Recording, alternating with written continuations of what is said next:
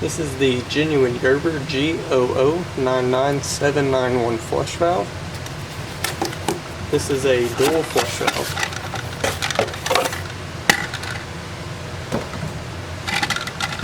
It's got the full flush and the half flush buttons here. This is the overflow tube. This right here is where the replenish tube from the fill valve would go. It comes with the nut and gasket to secure it to the tank.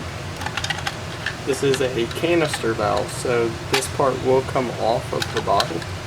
And to do that, you just push it down, twist it, it comes apart. It does come with the seal here. And then to put it back together, you just slide these notches right here down inside of these grooves, and then twist it back. Get a few measurements here. That's across the top.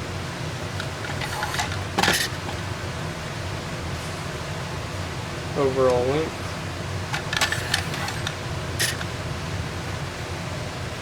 Diameter of the bottom there. And the length of the overflow. And once again, this is the genuine G0099791 dual flush valve.